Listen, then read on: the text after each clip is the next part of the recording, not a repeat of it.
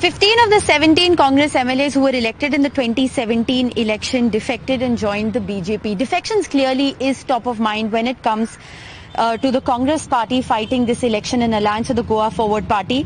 Very rare to see two friends together, gentlemen together. I have with me Mr. Digambar Kamat. He's the Congress's chief ministerial candidate, and Vijai Sardesai of the Goa Forward party.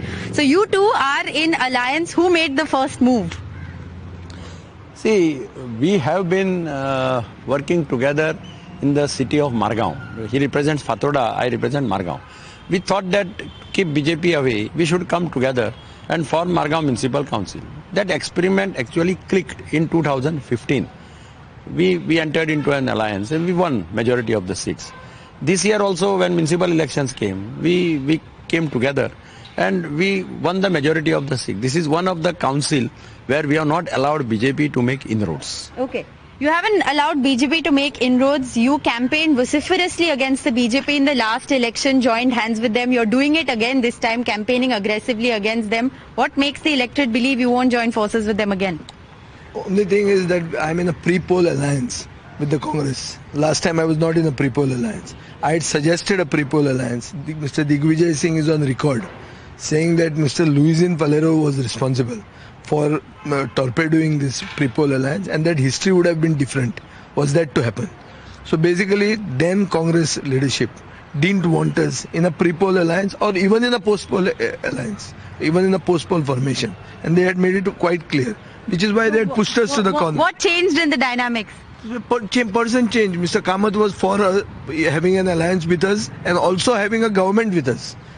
Whereas Mr. Falero didn't want an alliance with us. So you won't cross over to the BJP if they need your seats? Not at all. I'm in a pre-poll alliance. I'm bound for life with the Congress. Okay, bound for life with the Congress. Those are weighty words that are coming in from Vijai Sardesai.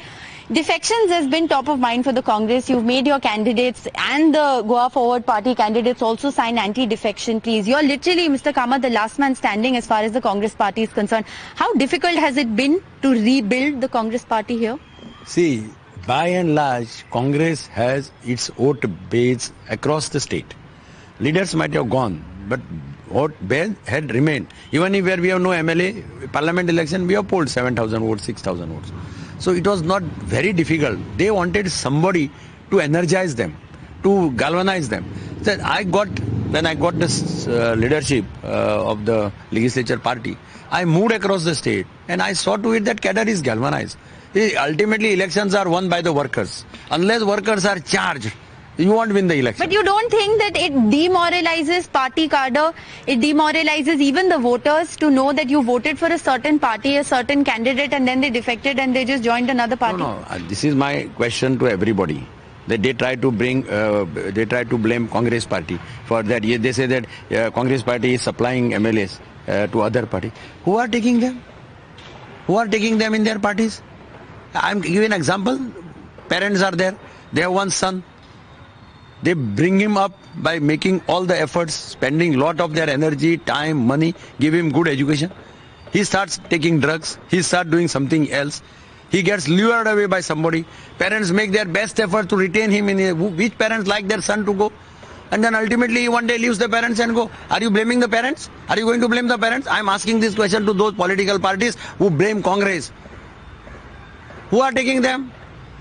Who are luring them and taking them? Why offering so many things? But there are people who are also leaving. I mean, and you've had defections not in the ones and twos, but you've had defections to the tune of 15 Congress MLAs defecting to the BJP. I mean, those are unheard of.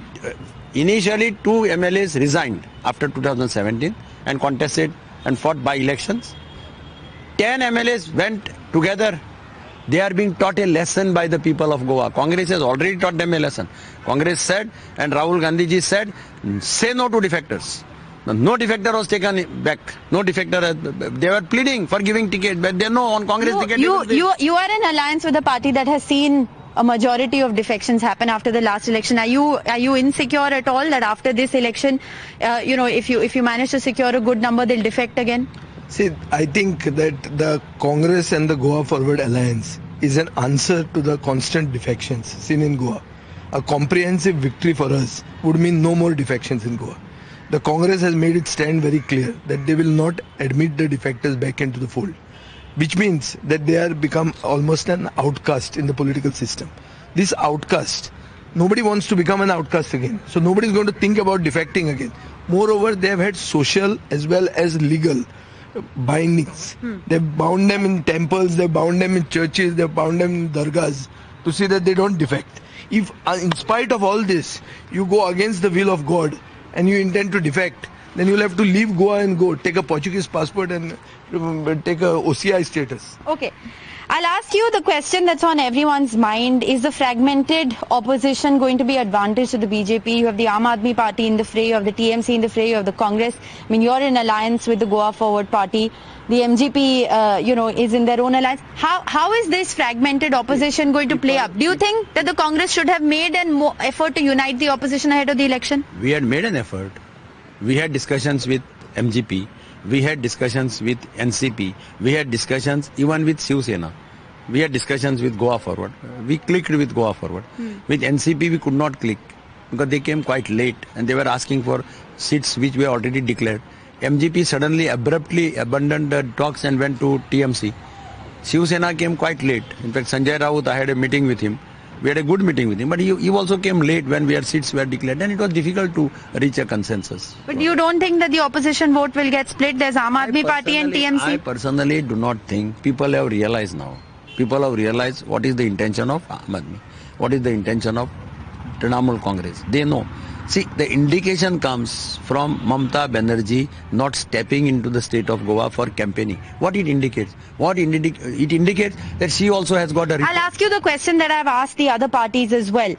Will you consider a post-poll alliance with non-BJP parties like TMC and Aam Aadmi Party if the situation presents itself? Our first target is to get a clear majority. But if you don't, in the event that you don't... We will think of it when we reach the bridge. So you're not ruling it out? No, we won't rule out anything. We'll think about it because in such things, leadership has to take a call. But our today's target is get a clear mandate. Okay. You think this alliance, if it happens in a post-poll, it does, but you think if it would have happened in a pre-poll, you all would have been in a better position? See, people trust pre-poll alliances. People don't trust post-poll adjustments and arrangements. Pre-poll alliances is like courtship before marriage. And we are voting on Valentine's Day.